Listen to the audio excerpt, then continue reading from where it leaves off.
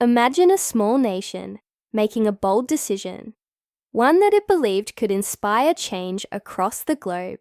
Lithuania made headlines when it became the first European country to officially recognize Taiwan.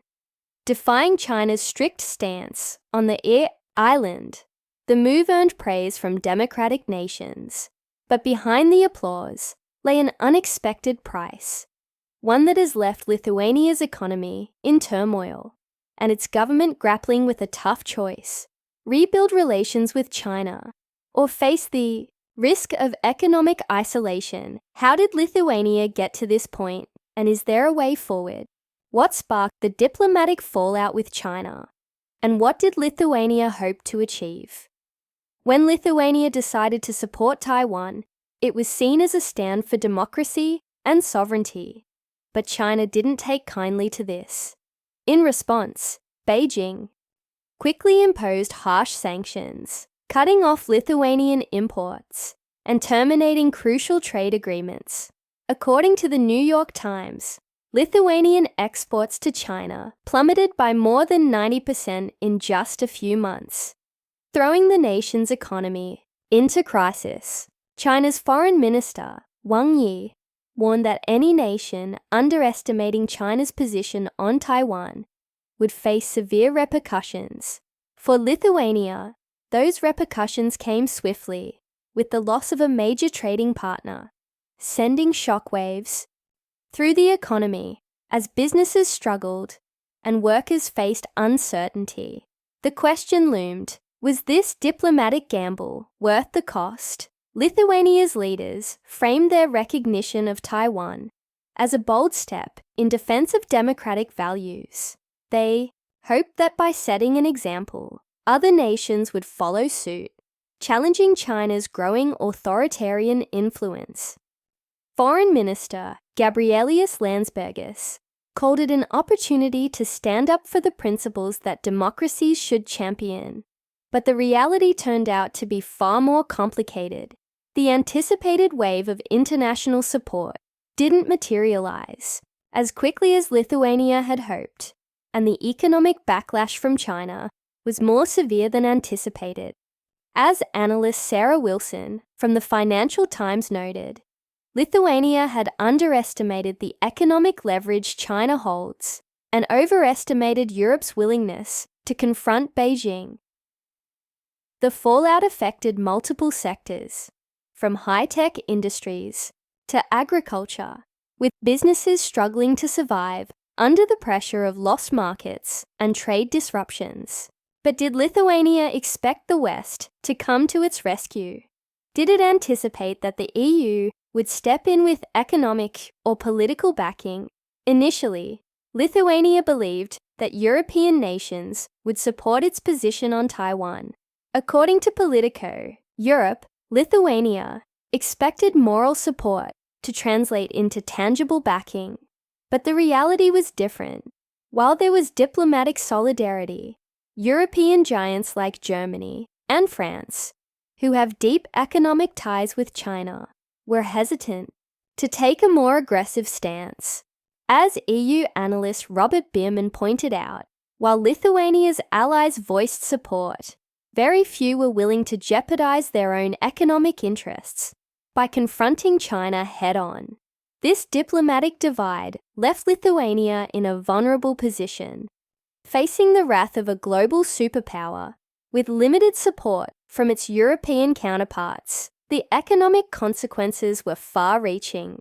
Prior to the fallout, Lithuania's exports to China were valued at over 300 million euros annually. That revenue, vital for a small economy, all but disappeared, creating a financial earthquake. Industries that relied on trade with China, such as laser technology, agriculture, and manufacturing, were hit hard. Many companies now face layoffs or are struggling to stay afloat, and the ripple effect is being felt throughout the workforce. The laser technology sector, a cornerstone of Lithuania's high-tech exports, was particularly hard hit. Once a leading supplier of laser equipment to China, the sector saw its market virtually vanish. leading to significant job losses and lost revenue. In agriculture, Lithuania's meat and grain exports to China came to a standstill, directly impacting local farmers and suppliers who depended on those markets. For citizens in Lithuania, the impact is personal. Small business owners who had spent years cultivating relationships in China now find themselves facing an uncertain future. One factory owner told Reuters, "We've been left out in the cold. Without the Chinese market, we're struggling just to stay open." So how does the public in Lithuania view this decision? A recent poll conducted by the Baltic Times revealed that around 55% of Lithuanians believe their government should prioritize economic stability over taking a more confrontational stance with China. This divided opinion reflects the growing concern about the consequences of the government's bold move. While Lithuania remains steadfast in its support for Taiwan, the reality is that the country is now facing the consequences of its decision. The question remains, will Lithuania's gamble pay off in the long run, or will the cost prove too high to bear? And what does the future hold for a small country caught between the ideals of democracy and the pressure of global economic realities? Lithuania's story is a cautionary tale of the risks involved in challenging a global superpower, and it leaves the world wondering whether other nations will be brave enough to follow Lithuania's lead, or if the economic consequences will be too great for them to bear. Currently, 45% of the public supports the government's stance on prioritizing sovereignty and democratic values over economic convenience. One protester in Vilnius shared a sentiment that resonates with many, telling Euronews, "We cannot overlook human rights, but we also can't ignore the importance of our economy. There must be a compromise." For many Lithuanians, the debate is no longer just about abstract principles. It's about securing jobs, economic stability, and the future of their nation. With mounting domestic pressures, the question arises, why is Lithuania now reaching out to China? What has changed in its approach in the face of significant economic struggles? Lithuania's leadership has begun quietly signaling a shift in tone, suggesting a willingness to ease tensions. Foreign Minister Gabrielius Landsbergis recently implied a more pragmatic approach, saying, "While our values remain paramount, we must also ensure the long-term prosperity of our nation." This shift marks a growing recognition that balancing political ideals with economic reality is becoming increasingly urgent for Lithuania. Finding a way to advance that preserves democratic principles is becoming more challenging, while addressing economic needs is the current challenge. Does this mean Lithuania is abandoning its core values? Or is it simply adjusting to economic necessities? The question of balancing ideology with pragmatism is not unique to Lithuania, though the stakes here feel particularly high. Economist Dr. John Lan from Cambridge University shared with Bloomberg that smaller nations often face this tough decision whether to stick to their principles or make compromises to survive. Lithuania's leaders are now finding that these priorities are not as distinct as they once seemed. Talks about potential trade negotiations with China have emerged, suggesting that Lithuania could cautiously re-engage with China without compromising its position on Taiwan. The idea of a more pragmatic approach has sparked debate across Lithuania. Some view it as a sensible middle ground, an opportunity to revive the economy without fully abandoning democratic values.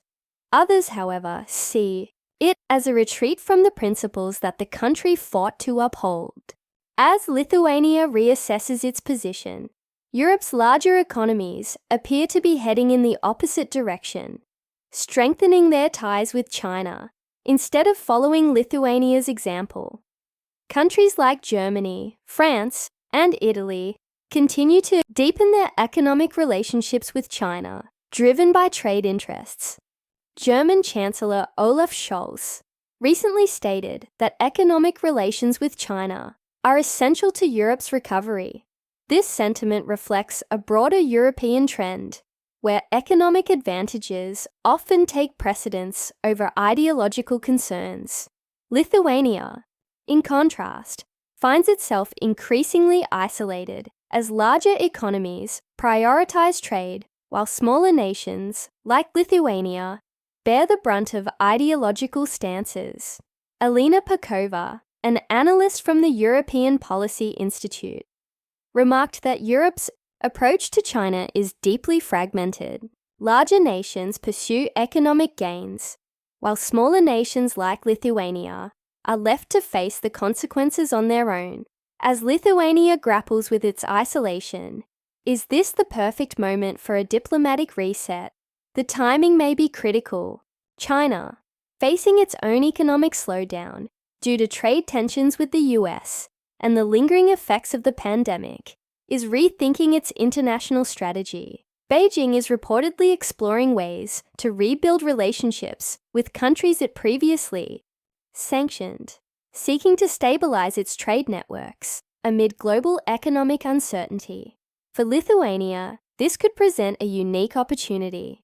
Having endured considerable economic setbacks, the Lithuanian government is now signaling openness to talks, aware that improved relations with China could relieve some of the pressure it faces domestically. Officials in Lithuania have acknowledged that a thaw in relations might help stabilize key industries and strengthen the nation's economy.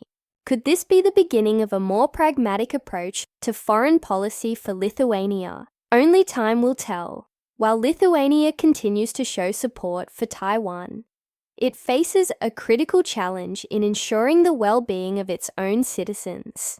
A government spokesperson recently emphasized to Reuters that the country's focus is on resilience, balancing principle with pragmatism.